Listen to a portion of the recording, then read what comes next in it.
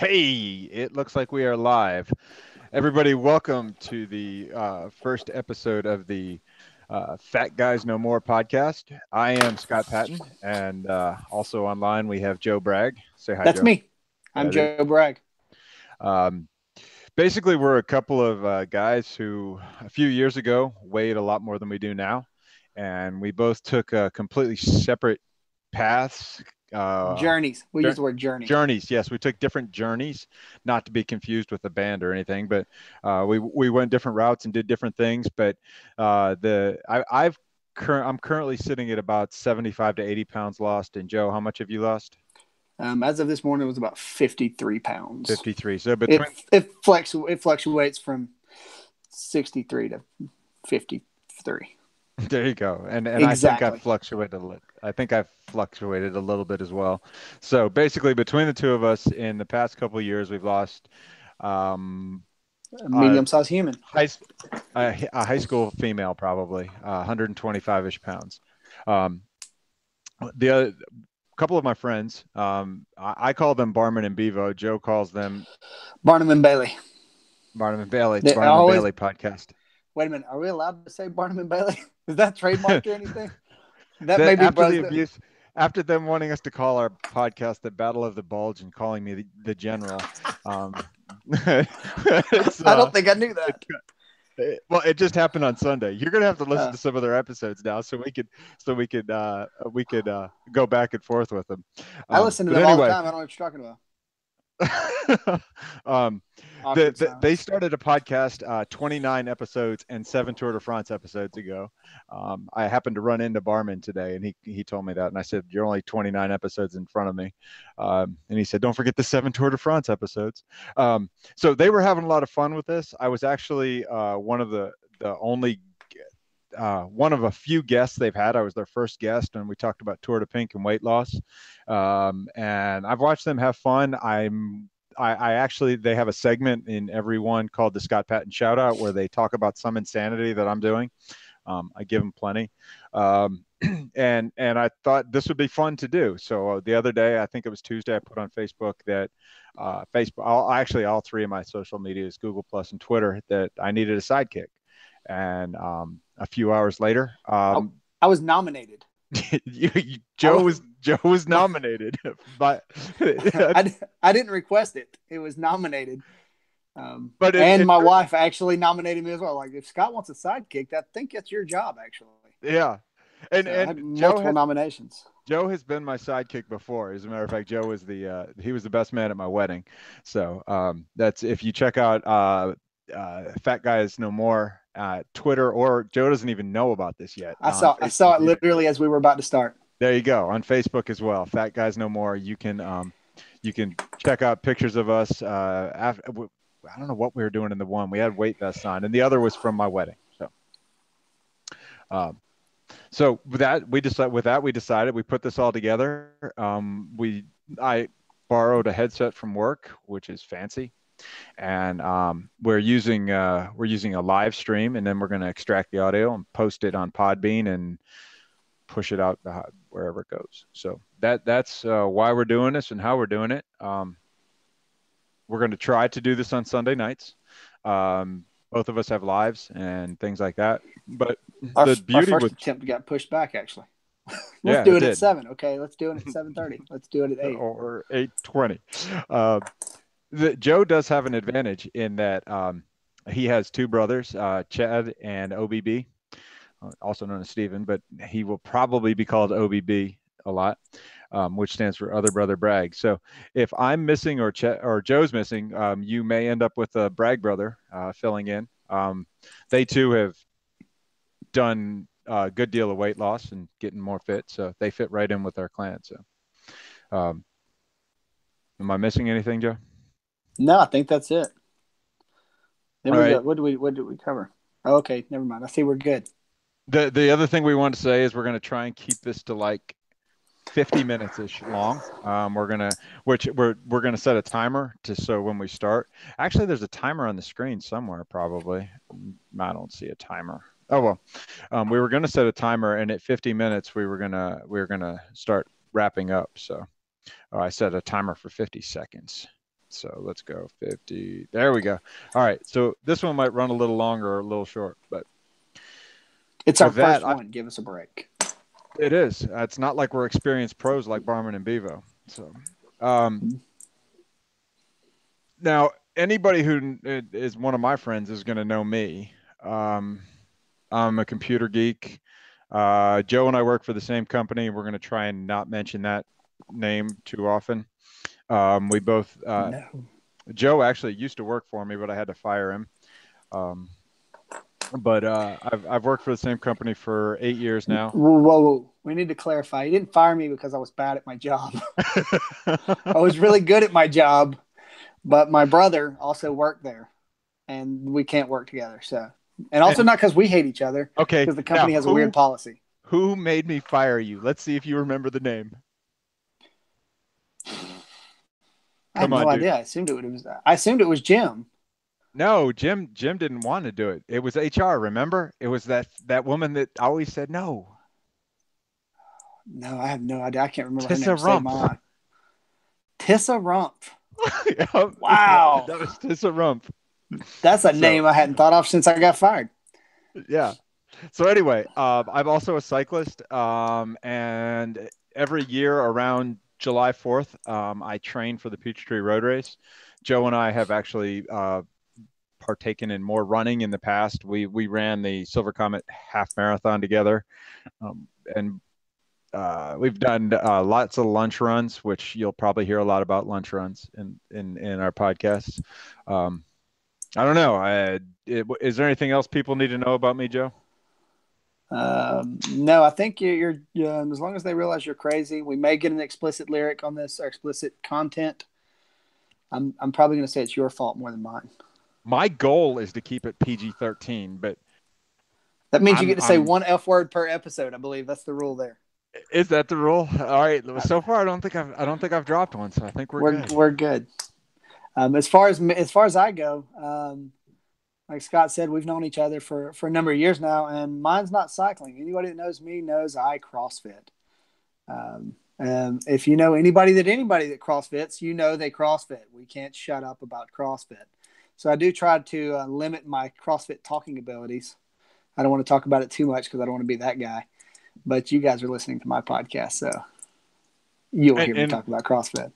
And with that being said, one of the goals of this was to share our experiences with our weight loss, which yours was predominantly done in CrossFit and running. Mine was cycling. So there's going to be a lot of discussion of that, including I don't want to let the whole cat out of the bag just yet, but in the future, somebody else might partake in CrossFit, and somebody who doesn't ride a bicycle may partake in cycling. So we'll have someone that probably hasn't ridden a bicycle, I would guess, in 20 plus years. Well, I don't know who that could be. We're going to keep that a secret. So for now, yeah, wonder who that could be. Somebody didn't ride a bicycle today, and somebody did. That is true. And the same can be said about yesterday as well, too. So, which is actually, I mean, do you want to segue into yesterday's ride, which is far more significant than today's? Let's talk about yesterday's ride for you. Yeah. No. Yeah, yesterday's ride for you. And then I've got I don't want to say I ran today. I run a lot anyway. But today was a good run, and I would like to talk about my run because it was a good run. Okay. Well, at this point in my life, I have yet to declare yesterday a great day.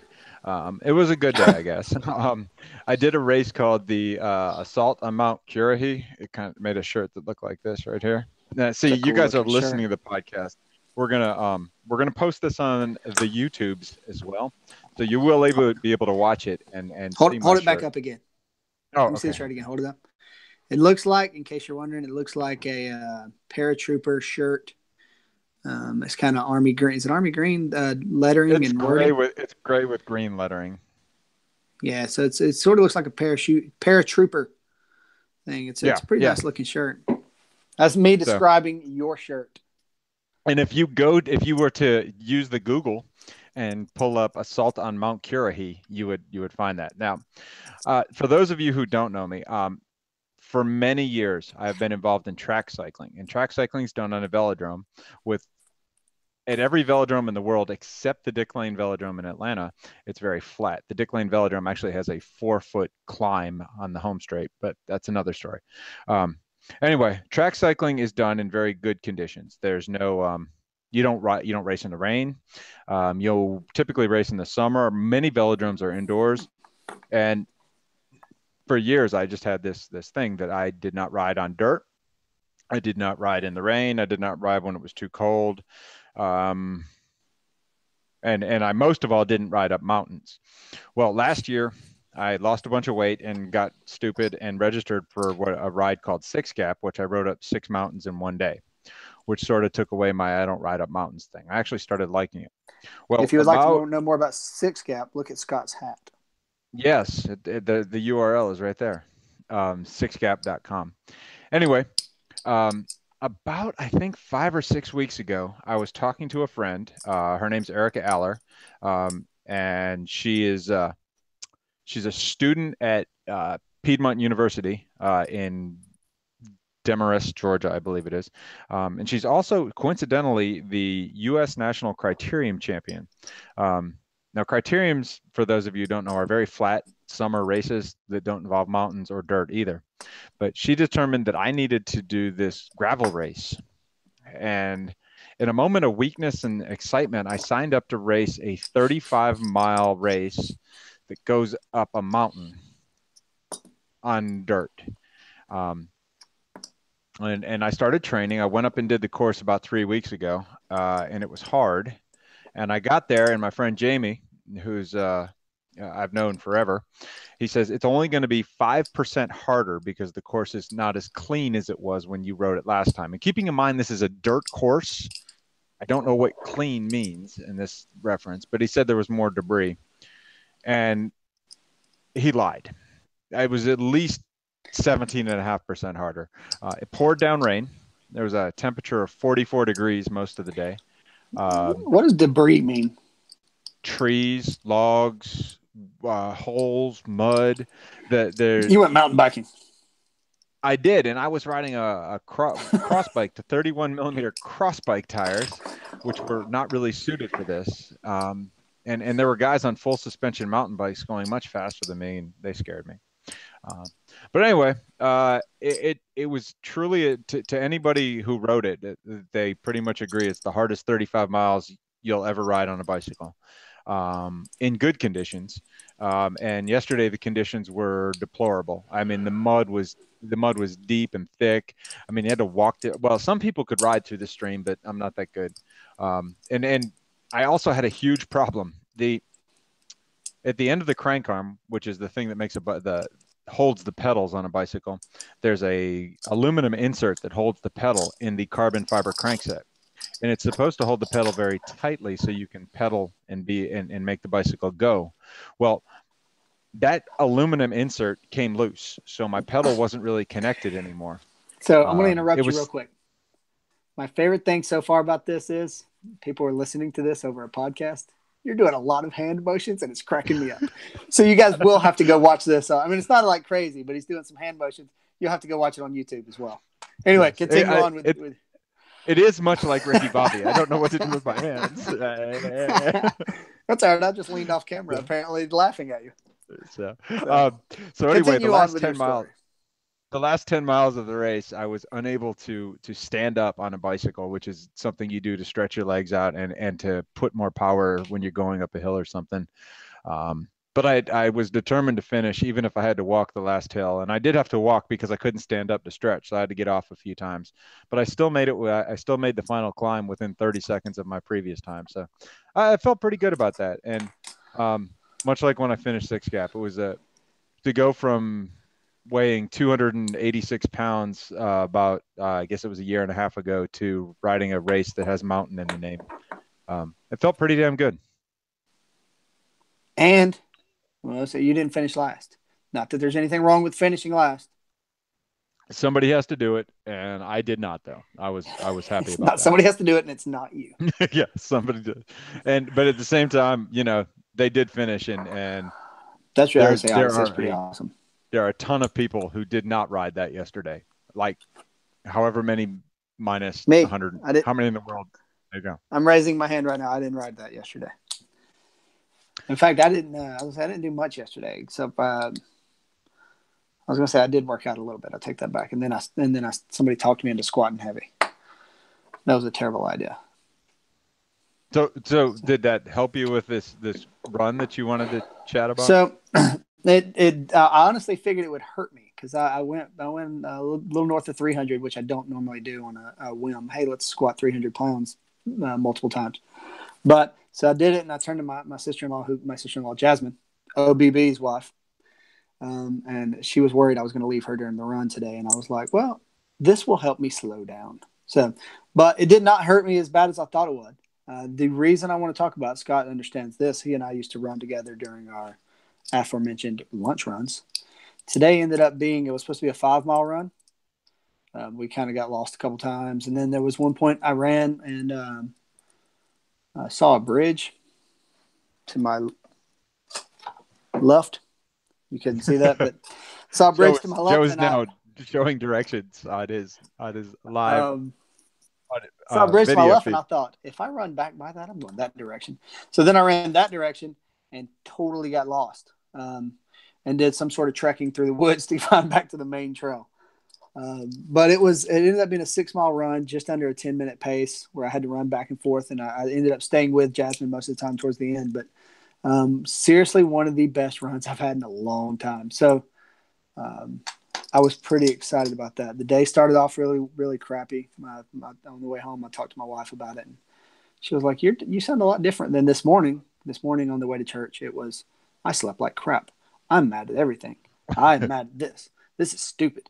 I didn't have time to get dressed. And then, oh, wait, I stepped in cat pee this morning. That's right. My cat peed on the floor, and I stepped on it. So my day did not start off so great. On the way home, though, I was like, this is great. I had such a great run. We went out to eat afterwards. It ended up being a phenomenal day. But that being said, I was like an hour and 10 minutes late talking to Scott. Yeah, and we did add some flexibility because we're adults now and we can stay up past 7:30 on a school night. So we're all right. Now, since we're talking about running, one of the things on our schedule that the plan to talk about was a strange Scott and Joe story. In order to really embrace the story, you have to understand where this all started. When I hired Joe to come work on my GGAS team, Global Gateway Application Support team, I told him that I was I ran at lunch and that he should go on the lunch runs.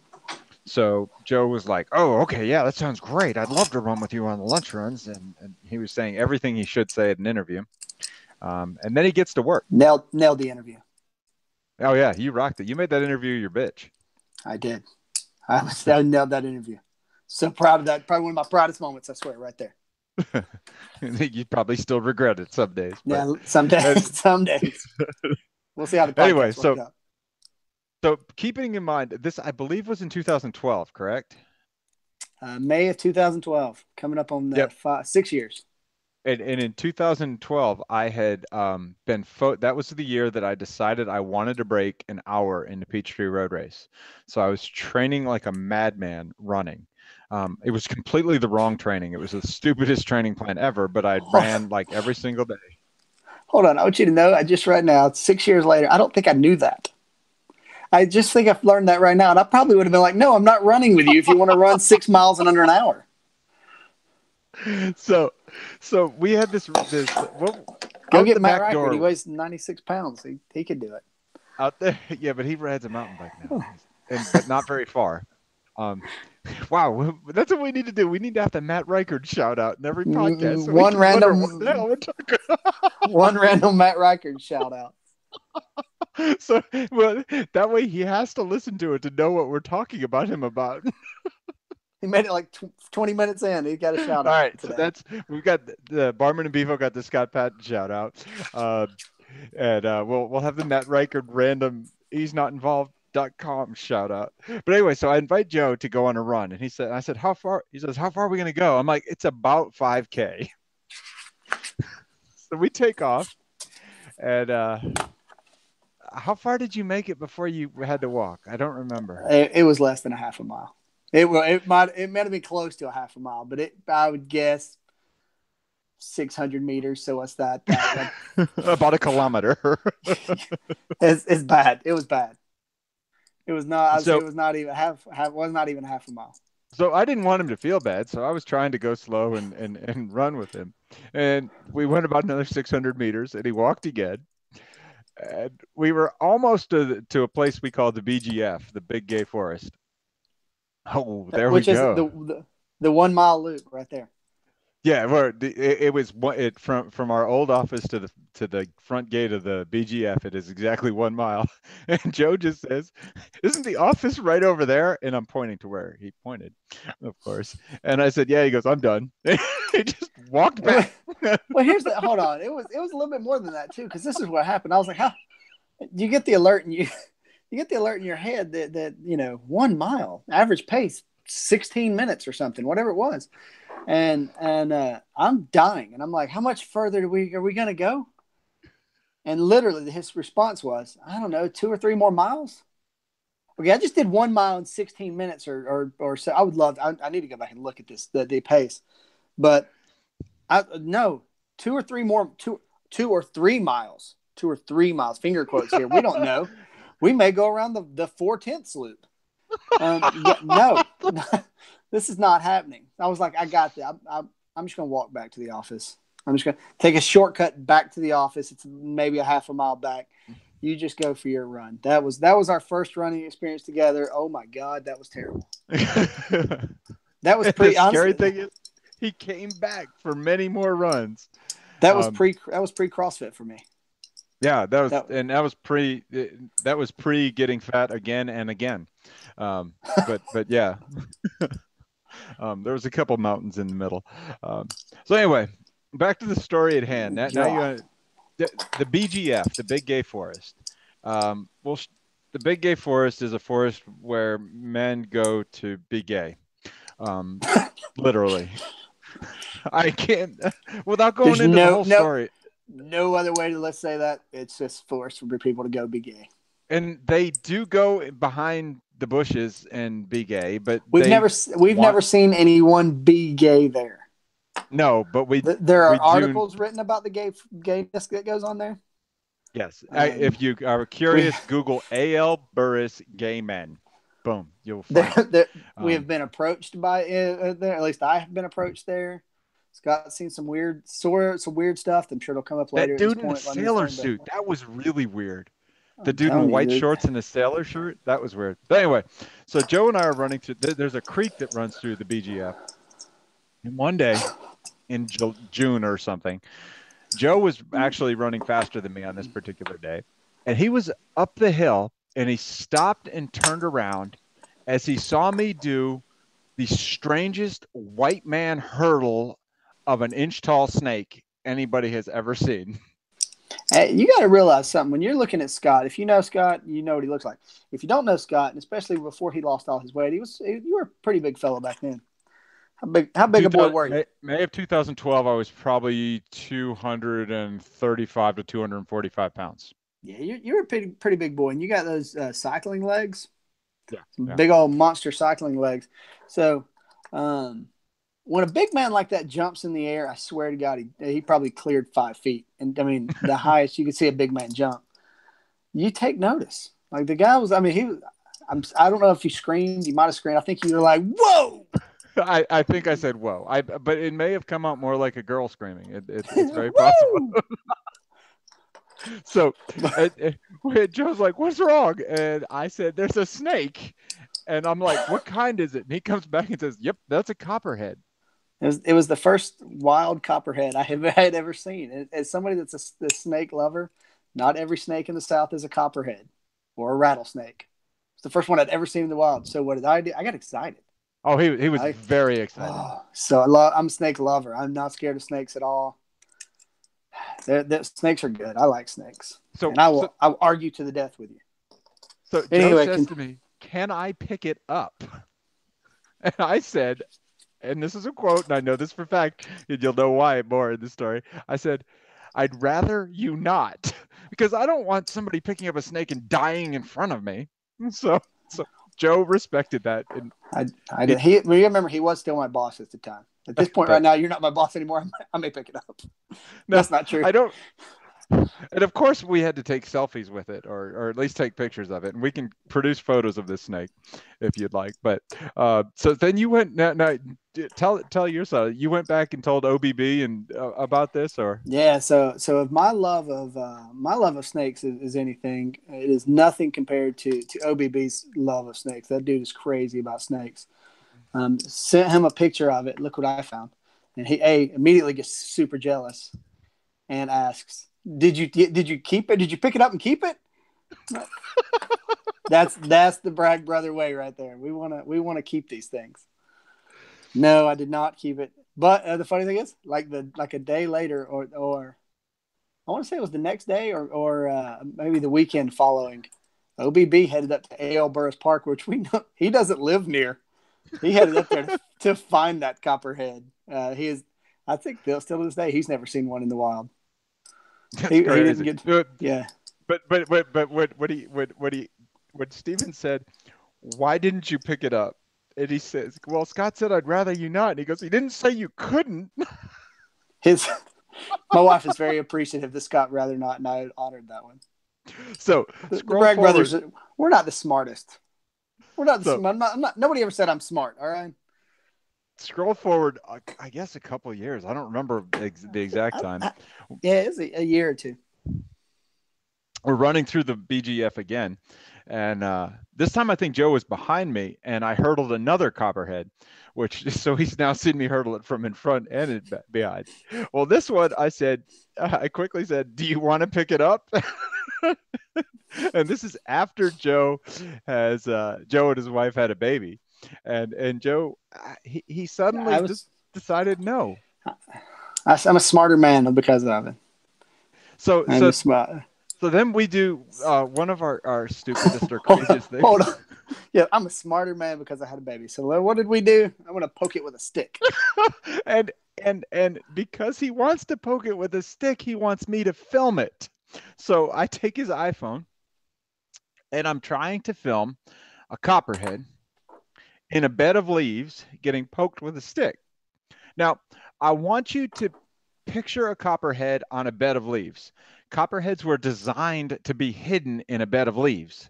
They have 110% natural camouflage. And when you're trying to see it through a 4.5-inch screen while your friend is poking this highly poisonous snake with a stick, it is very challenging and very nerve-wracking.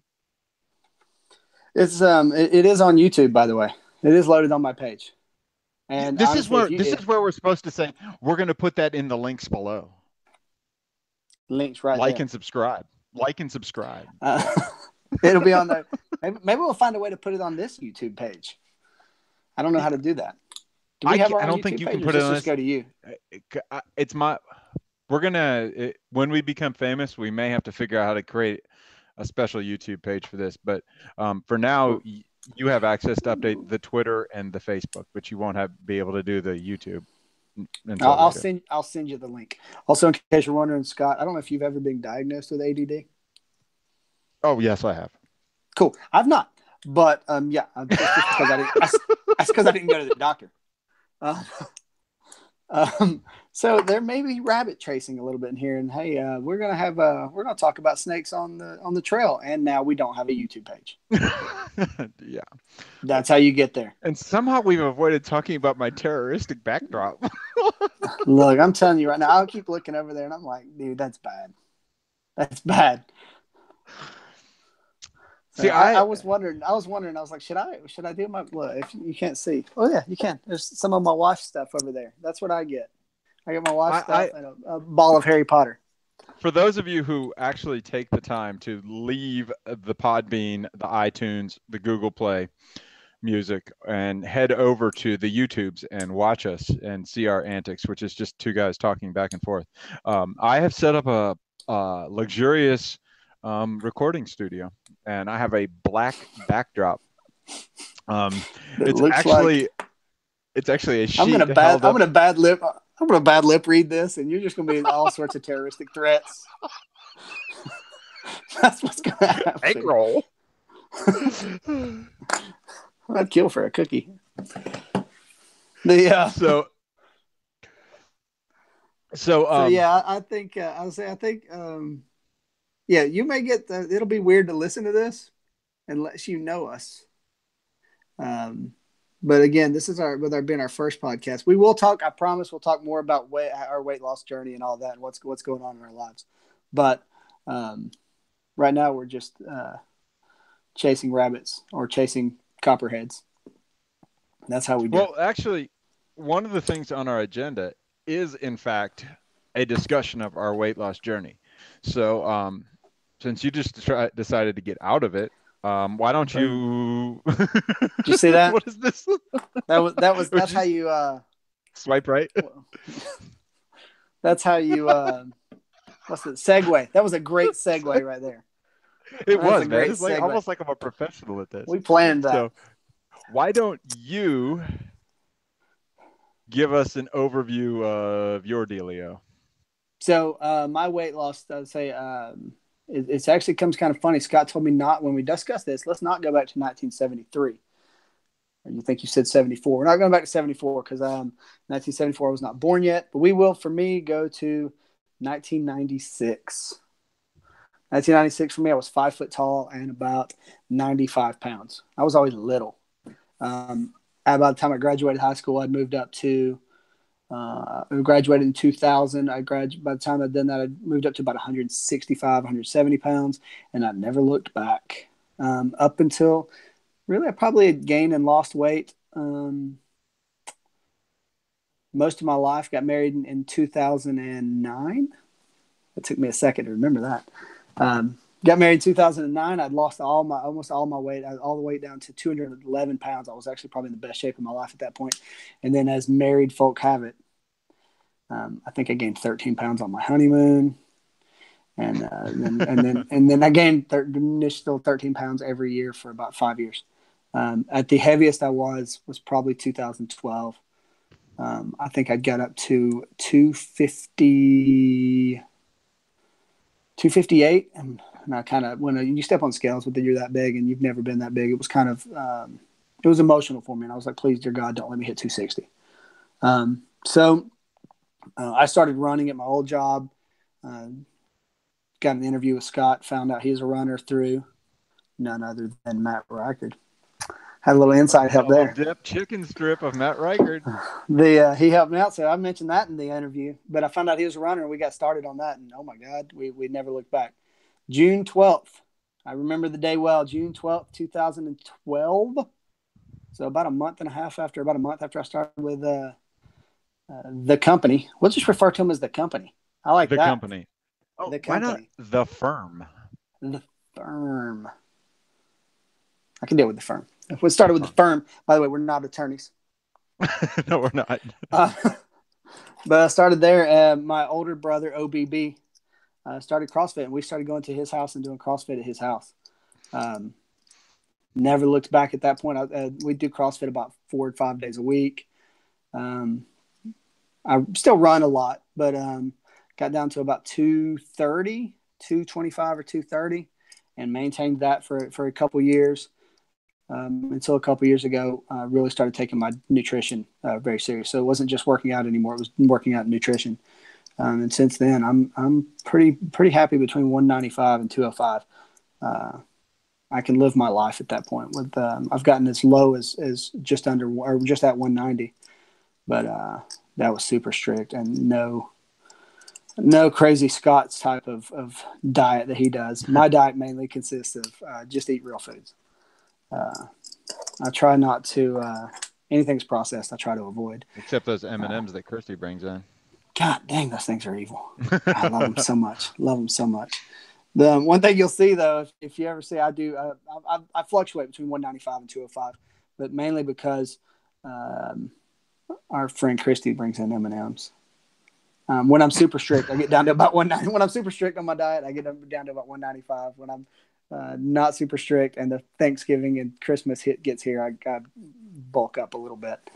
So that's where I'm at now. Honestly, it's one of the better parts of my life is my wife and I do it together. So that really helps me I said it sounds cheesy, but I don't think I could. I wouldn't. One or two things, I would work out all the time, and I would be a really big fat workout guy. That would be what would happen there. If it weren't for her cooking, good Lord, I wouldn't know what to eat. I would live off pizza rolls. There you go. And how many times a week do you guys CrossFit? I coach a 5 a.m. class 4 days a week. I work out at 6 a.m. during that 4 days a week. I usually do a Wednesday night class and a Saturday morning class. So honestly, I probably get at least 6 workouts in a week. There's some days where I come home and it's been a rough day and I'll want to go down to my basement. I have a almost fully stocked gym in my basement. I'm missing a couple things, but I'll go down to the basement and do another workout down there. So I've been known to do 8 or 10 workouts. That being said, my workouts are generally 10 to 15 minutes. I'm not doing 3-hour bike rides like Scott. Yeah, it's definitely a different paradigm. 3 freaking hours. I don't know how you do that. Every now and then, look, you can also, not Fat Guys No More, you can, if you know us, you can track us down on Strava. And you see that I'll run 30 minutes and Scott will ride for 2 hours and 29 minutes or something stupid. And I'm like, all right, I feel like a big crazy guy because I just did a 30-minute run and I'm dying, and he's out there for 2.5 hours. It's true. And you'll probably see this on the Facebook. There are pictures of Scott riding his bike as I drive past him in my car. Yeah, we'll get back to that Snap. But anyway, we'll tell that story later. Another day. So that pretty much wraps up Joe's weight loss adventures. Me, I'll just summarize the first 48 years of my life. Go to 1993. I'm just kidding. Don't start there. 1993, I was fat. But my entire life, I've yo-yoed. And I'm still eligible to yo-yo, and I'm doing everything I can not to yo-yo. But the story really starts in the story really starts in October of 2015. I got back from a cruise and weighed 301.1 pounds, and I hated myself for that. I was pretty upset about it. It just was miserable. Then we went to, and that was in late October. And late October is a really, really, really shitty time. Oh, ding! There goes our E-tag. By the way, you've said you've done 2 now. You didn't catch the first one. Yeah, you didn't catch the first one. Okay, but I knew that I was going to that it wouldn't work out. So I figured on January 1st of 2016, I would start losing weight, and I did. That year happened to be the first year of the Tour de Pink South, and I was registered for it, and I started riding some, not enough, but some. And I started eating right, whatever that means, and I did lose, but I got down for Tour de Pink, which was in mid-April. I was down to about 265. I then didn't ride my bicycle from the end of Tour de Pink in April until August, when a good friend of mine posted on Facebook. I used to make jokes. I don't remember exactly what he posted, but he posted something about not being able to go for a bike ride because he was so out of shape. So I decided I'm going to go for a bike ride and see if I'm that out of shape. And I was that out of shape. I went for a 15-mile ride, and it was miserable, which just made me more depressed and hate myself even more. And about 2 weeks later, Memorial Day weekend, I was sitting there, 48 years old. Labor Day weekend. Labor Day, thank you. I always get those swapped. But yes, it was definitely Labor Day weekend. And at that particular moment in time, I weighed 286 pounds, 286.6 according to my digital scale. And I decided on that day that I was not going to be fat when I turned 50. And I turned 50 in like 45 days or something, 60 days. I don't know. March 29th. There. It makes it easy. You do the math. He's old and I am not. Thanks, man. But so I created a Facebook page, and I created my own hashtag. Yet. You got 45 days to not be old. All right. Thanks. I created my 50 not fat hashtag, and I started riding more and more, running and riding more and more. And What the hell was that? That was on your end? I think OK Google just kicked off or something. That was weird. Um, okay, we I, have th- I, I, strange. I thought Mrs. Patton was getting on to you or something. Nah, she's upstairs. But anyway, so I created my own hashtag and I started working out. In October, I was not losing weight as fast as I wanted, and Tom Machado told me about keto, and I thought he was crazy because I'm an endurance athlete. I go for 3 hour bike rides, and it's impossible to not eat carbs and ride for 3 hours. Um, and I ran into a dude, AB Dada. Um, he's an interesting character, but on a cruise also in October, and he told me about how great it was and you could do it and this, that, and the other thing. And I researched it and I decided I was going to try for 1 month the keto diet. For those of you who don't know, it's LCHF, low carb, high fat. Um, and basically, if you keep your carbs below 25 grams a day, your body burns fat for energy.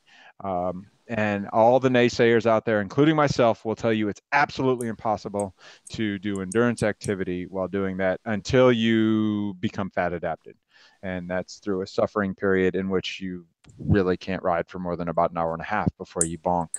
Um, but I set out on the journey to try it out. And over the next year, I brought myself down to about 205 pounds. I have dabbled below 190, below 200 a couple of times. But much like Joe, I'm about an inch and a half taller than Joe, so I get a few more pounds than him. I also, as he pointed out, I have those huge cycling legs. I look at weights and my legs grow. Um, so that's my story. I've lost a lot of weight through keto. I don't eat. It's net carbs, by the way. So I do eat vegetables and stuff like that, but mostly vegetables grown above the ground. Um, I I do dabble in gummy bears when I'm during a bicycle ride, but that's about the only thing I do. I'm You also know what he dabbles in? I can tell you this. Scott, pick up the can you're drinking out of. See, that's one thing that I cannot do when I'm being super strict. Can't do it. It's a I weakness of do mine. drink diet.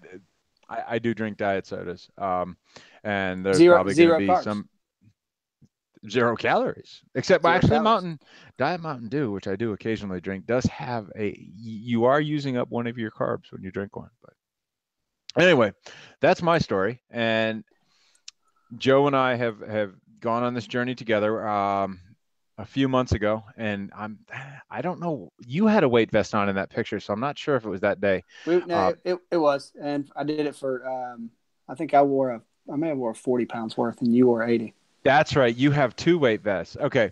So when I had officially lost 80 pounds on my 50 not fat journey, I wanted to feel what it was like to be what I used to be. So Joe has a 40-pound weight vest and I have a 40-pound weight vest. And you wore the 20. That's what you wore. I wore a 20. I think I wore a 20 and put an extra plate in it or something like that because I think mine might have been. Maybe mine was It 20. wasn't Maybe 80, mine so was. it doesn't matter. It wasn't Yeah, 80. you I win win. that one. So Whatever. we then went for uh, it was supposed to be a 1 mile walk. And basically from where we work to this one place is a little over a mile, a little over a half mile. So we walked down there and we got down there and I suffered the entire half mile carrying 80 extra pounds. And then I determined I was going to run back nonstop. Um, and through the neighborhood we're going through, Joe and I really don't fit the demographic. And um, I looked, I can't imagine what anybody driving by thought as this 210 poundish guy wearing two bulletproof vest looking things waddling down the road attempting to go fast looked like. But what it did make me realize, it made me suffer for I guess it was probably 10 minutes for a half mile, I don't know. But when I took off the weight, the feeling of lightness, it was that was the reward for that effort. I actually felt this is what I've done for myself. I've given myself this much pounds. lightness, this feeling by losing 80 pounds. So You took an another elementary school random. kid off your back. I did. So No. that's our weight loss stories in brief, and we'll probably talk about different chapters of them in the future. We're actually doing really good on time. So one of the things we wanted to talk about is Joe and I are active in various activities. We both officiate the sports we love in one way. I'm a bicycle racing official, and Joe, do you call yourself an official, or what are you? Judge, CrossFit judge. Judge, CrossFit judge. And I have a few races lined up, but I don't know when and where they are, so we won't talk about that right now. But we also have, each of us on the same weekend, believe it or not, have an event going on. What yours is the Ragnar? The Ragnar Trail Relay Race. Yeah, so it's a few of the guys from the gym. There's eight of us get together on in April, and it's what we actually went running today to train for this. 8 of us get together and run a relay race. Roughly everybody on your team runs. 8 people on your team. We run 16 miles each, 15 to 16 miles each. Not at a time. We run about 5 miles and then pass it off to somebody else, and then they run 5 miles nonstop for about 24 hours. So everybody ends up running 15 or 16 miles in a 24-hour period while sitting in a campsite and smelling really bad. If you can imagine 8 people that have just run 15 miles and haven't showered, what that's going to smell like at a campsite. That's what we're going to do. It'll be our first time we've ever done that. If I can offer you one tip, I would go to Sam's Club and get the Portable shower. I just had quintuple babies pack of baby wipes, and you can cleanse between efforts. Oh, I'm sure there will definitely be. I'll take that. Baby wipes work. They smell delicious anyway. Not delicious. They smell good. You don't want to eat baby wipes. Please don't eat them. Look, people eat Tide Pods. Don't eat baby wipes. Yeah. Oh, dude, could you imagine how famous our podcast would be if people started eating baby wipes because we mentioned it here first? I'm going to, you know what? If they start doing it, I will lay claim to that. I said it first. They're delicious. Okay, hold on. I want to tell you this story. We're gonna chase a rabbit. This happened the other day. So I don't know why we had marshmallows in my house, but we had marshmallows in the house and they were on the counter. And I have a weakness for anything that sits on the counter. I don't care what it is. If you put cookies on the counter, I'm gonna eat it. If you put something that's really gross on the counter, I'm probably gonna eat it because I like food. So generally, that's why we don't have sweets in the house because I'm gonna eat them all. But so my wife we had some marshmallows on the counter and I'm doing the dishes. So I grab a dishwasher tab, one of the little tabs, you put in there that close similar the dishwasher. To a Tide Pod, but for the dishwasher. And I grab 2 marshmallows. Marshmallow. And I'm like getting ready to close. Eat a marshmallow, do something. Eat a marshmallow, do something. You have no idea how close I came to putting a dishwasher tab in my mouth.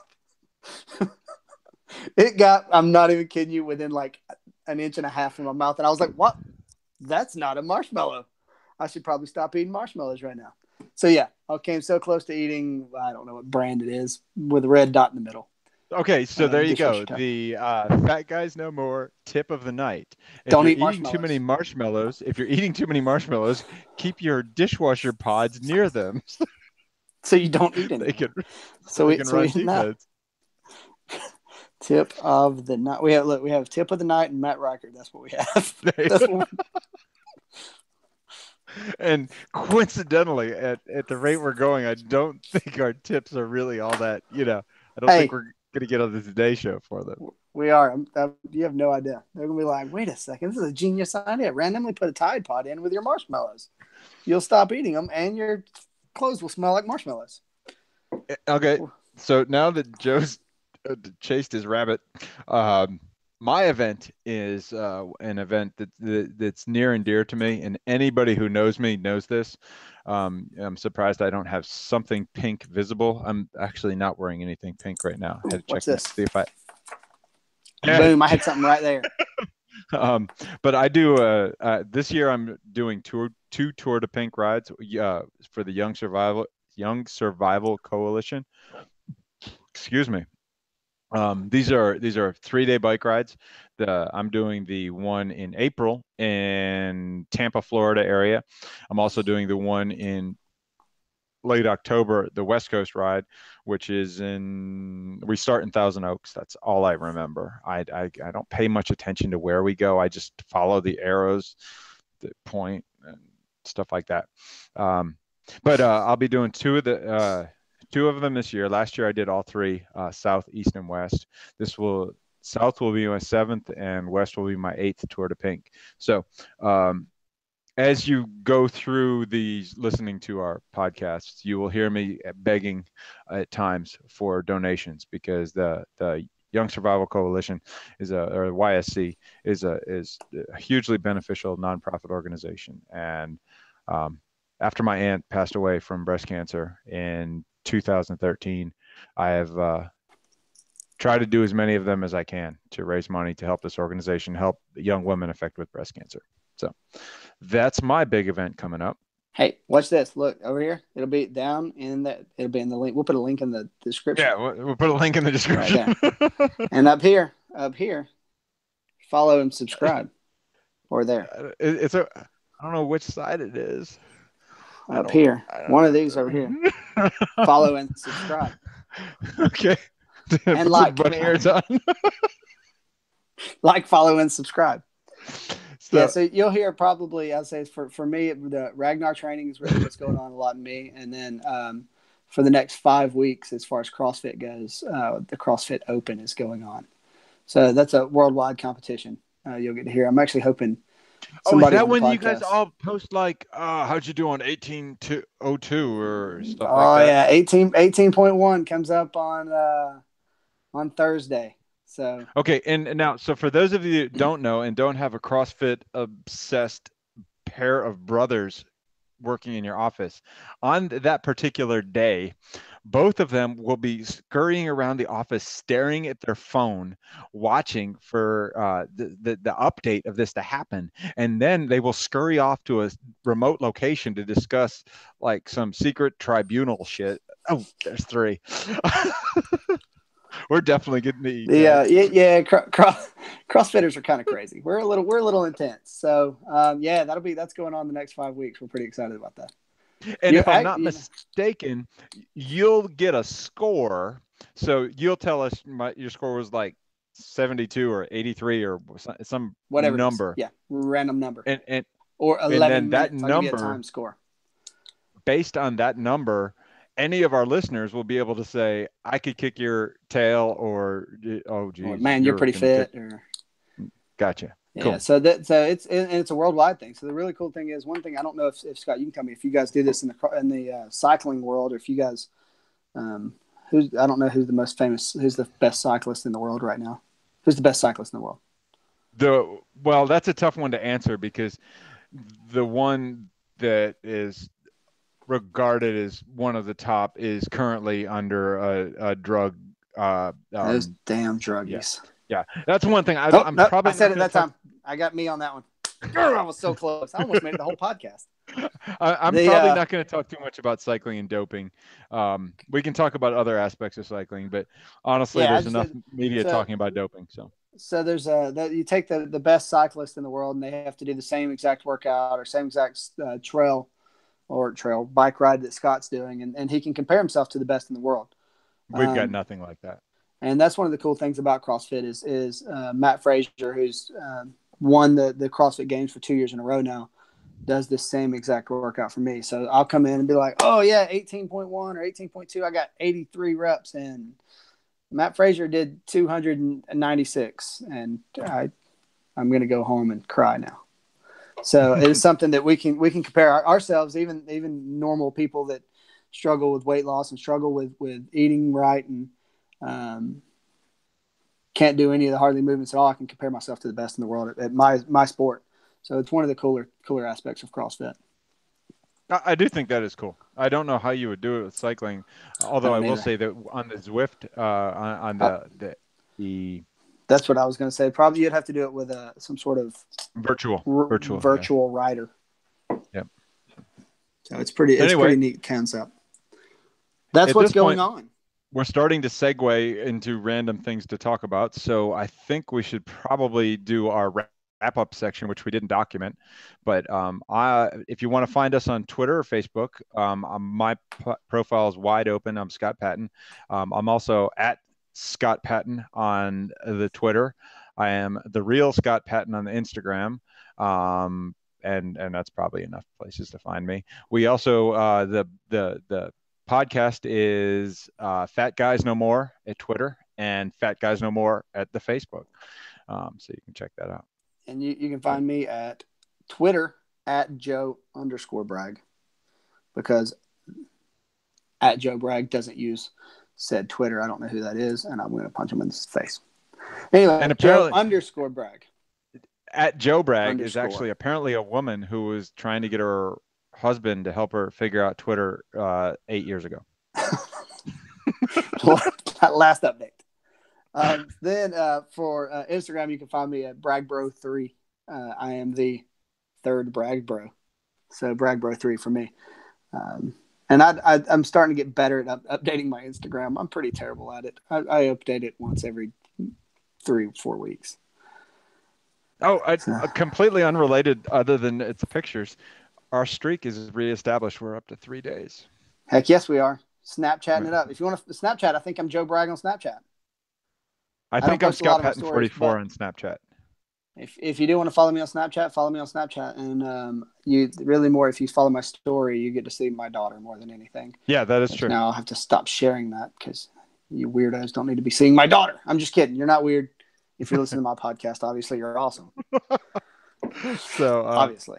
And again, I think this is a test. Barman and Bevo, this is a test to see if you made it to the end. I would like to thank you for giving me the inspiration to kick off of this journey. This past hour has been entertaining and fun, and I look forward to a week from now sharing, and we'll spend a week of coffee breaks coming up with ideas to ramble on next week. And then you guys can see my notes that I take later. Look, hold on. I want to zoom in on this. Look. Matt Reichard. There it is. I wrote his name down. Weekly Matt Reichard. I'm done. Come up with my next You know what's hilarious? I just checked to see if you spelled it right, because that saying I before E except after C, and I always say I before E except after C, and unless you're saying writing Matt Reichard. Hold on. I'm gonna zoom in on this. If you notice, there's a line through the E because I spelled it wrong to begin with. I was like R-I. That's not right. Why are we still picking on that guy? I can't believe. I don't know. I love that guy. I do too, but I mean, so he hasn't worked for us in there with a number of years. Yeah, since the old building. Hey, here's the question, because we don't have an outro music. We need an out sound. Well, see, here's the deal, and I thought about this. And talk to Barnum and Bailey. Do they have an intro and outro? They do. They play. I can't remember the name of the song, but they exit with the Dukes of Hazzard song. But here's the deal. Their podcast isn't available on the Facebook because they have copyrighted music. So we need some non-copyrighted music. Just the good old boys. Can I sing it? Is it copyrighted if I sing it? If you sing it the way you just did right now, they'll never figure out. That's all that matters. What the hell is it? It's in a Toyota commercial. I can hear the jingle, but I can't remember the song. Zim. No. Now you're angry. You're messing your computer up. No, I'm gonna grab a hold of this here right now. We're gonna have a little illegal music because I'm gonna pull up the Barman and Bevo podcast and we're gonna get one started. There it is.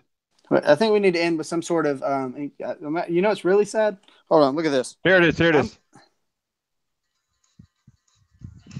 That's Holiday Road. Holiday Road. That's it. Yeah. We got to get that off so we don't get banned. Holy cow. I want you to know, I am so sad with myself. Also, just so you guys know, if anybody's listening to this, if you can figure out how many movie quotes I come up with in the middle of a podcast that Scott, especially the ones that Scott doesn't catch, I will give you a high five. Virtual high five. But I don't think I did a single movie quote today. That kind of pisses me off. Now I'm angry. Blame Matt Reichard. Jerry Glanville. Jerry Glanville. So normally Scott doesn't care about baseball at all. But look, I'm wearing my Braves stuff today because pitchers and catchers reported this week. And I think actually the first game, did they have their first game today? I kind of feel ashamed. But I think we should end with some sort of rise up, or can we have Samuel L. Jackson send us off with a "What do Falcons do" or something like that? We'll have to look into and find some publicly available. Publicly available Samuel L. Jackson. What do Falcons do? Yeah. If anybody could do it, it's Tracy. We'll have to get her on that. There you go. Tracy, can you get in touch with Samuel L. Jackson to get him to approve this for us? Yeah, I'll see what you can do. I know you're friends with Samuel Leroy Jackson. You laugh. All right, dude. We're gonna ramble on until an hour and 15, and if we don't cut this off, so it's because your alarm didn't go off. I turned it off when we still had a couple minutes. So I'm gonna take us off the air, and Joe and I'll wrap up, and I'll get this online shortly. And there you go. Bye. Bye. Peace.